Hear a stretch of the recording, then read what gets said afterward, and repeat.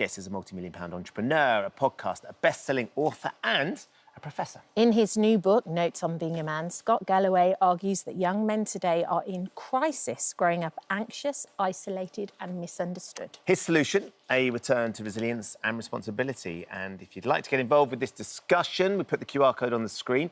You scan that QR code and you listen to what we're talking about, and you'd like to get involved, we'll put any of your comments and questions to Scott before the end, hopefully. Thank you for joining us. Thanks for having me, Scott. man. It's been Thanks, fascinating to get a sense of this. We all happen to be parents to boys. Yes. Yeah. So this is very relevant to all of us. It's sort of slightly different ages. Mine are 17, 18. I think yours are a little bit younger. 18 and 15, Yeah. And then Kat's got two much 9 younger. and 7. You've written this book, an important book, Notes on Being a Man. Why, Scott, have you decided to write this now? Well, look, I don't think there's any cohort in the UK or in the US that's fallen further faster than young men. If you walk into a morgue and there's 5 people who've died by suicide, 4 are men. We have a homeless crisis and an opiate crisis, but to be more accurate, we really have a male homeless and a male opiate crisis. 3 times more likely to be homeless or addicted, 12 times more likely to be incarcerated. 1 in 7 young men in the UK are now referred to as NEETs, neither in education, employment, or training.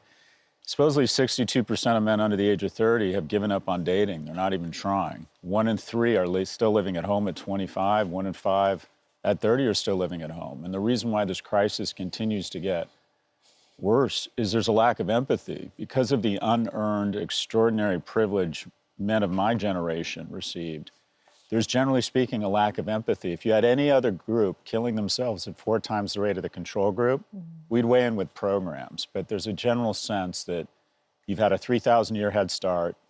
You aren't the, you don't have problems, you are the problem. So the statistics are stark and clear and overwhelming. And unfortunately, I think there's a lack of empathy.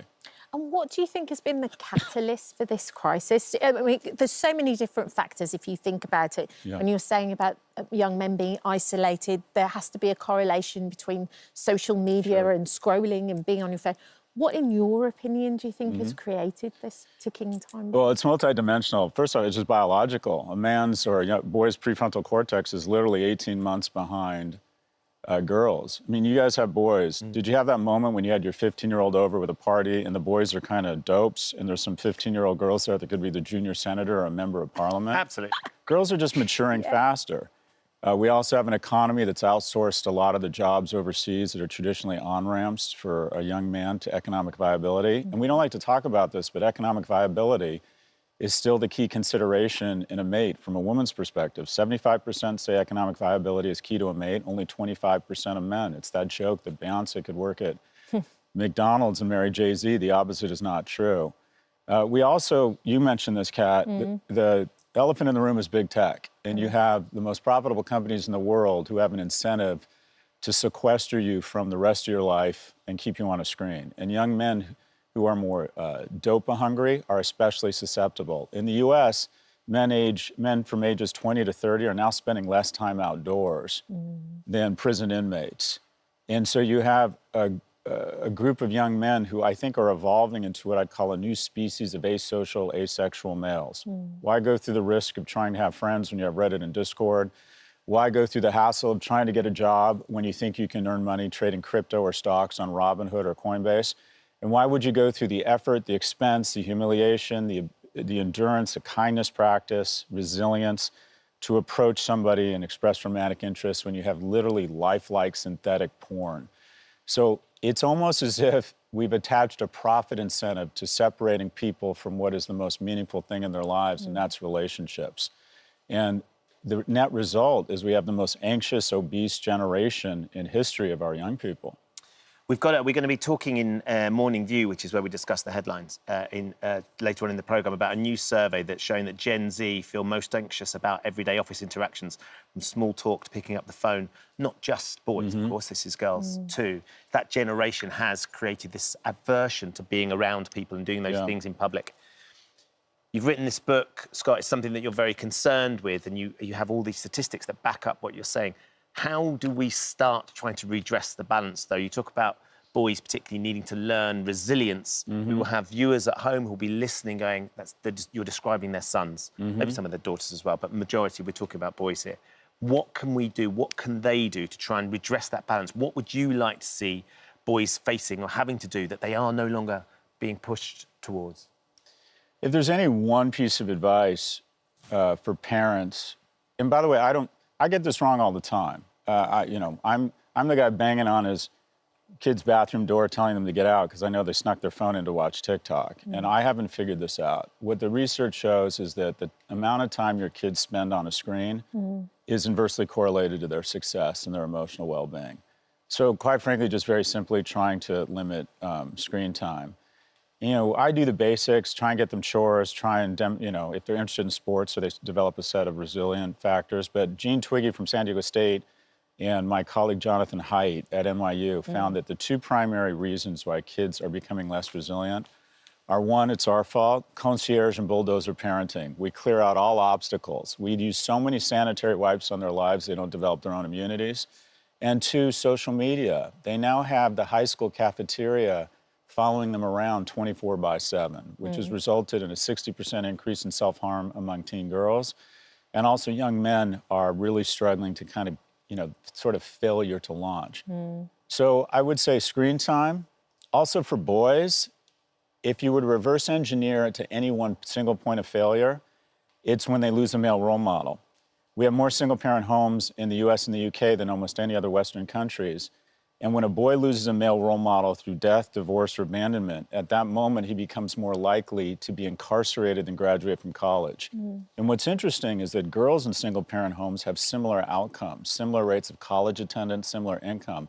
What all the research shows, and is counter to our basic stereotypes of men versus women, is that while boys are physically stronger, they're emotionally and mentally much weaker. So even saying that boys needed men in their lives was triggering 4 or 5 years ago. So I think as a community, we need to realize that boys need men, and also men of our generation, you're younger than me, men of my generation have a debt.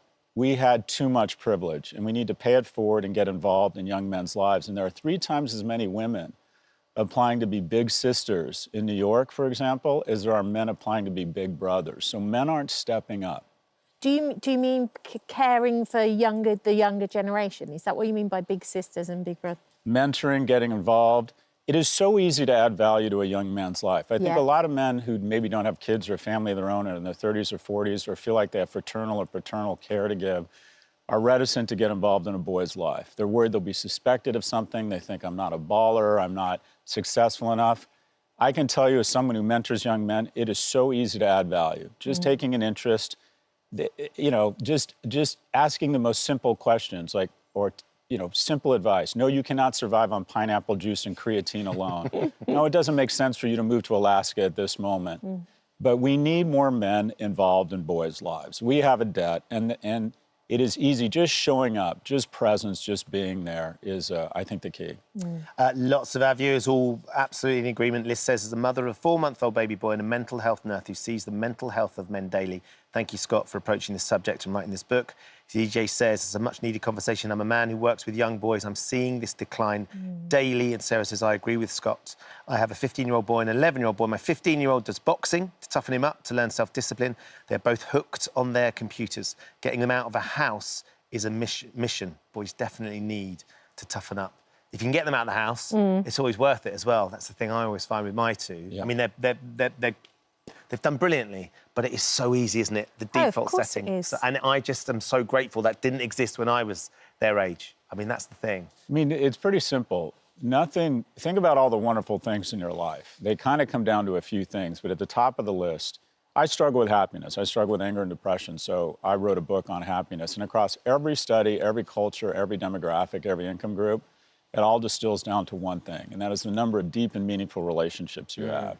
And the reality is it is very difficult to establish a deep and meaningful relationship indoors and on a screen. In some, I'll give you an example. 40% of the pubs and the bars have closed down in London. We were just talking about that earlier. I think the anti-alcohol movement has some very positive attributes, but one negative attribute is that when young people don't go out to drink, quite frankly, it's a social lubricant. And I would argue that the risk to a 25-year-old liver of alcohol is far outweighed by the risks of social isolation. And I jokingly say, get out, get off a screen, drink more, and make a series of bad decisions that might pay off. I'm not suggesting everyone drink more, but remote work and the anti-alcohol movement are yet another reason why young people aren't connecting. Yeah. It's another factor. Scott, thank you for popping in. I'm sorry we haven't got more time. Thank you. But the viewers have certainly enjoyed your take on it and Scott's book, Notes on Being a Man. Oh, hello. Thank you for visiting our This Morning YouTube channel. We upload tons of new content every single day. So hit the subscribe button, like all the videos, and don't miss out. We'll see you in the morning.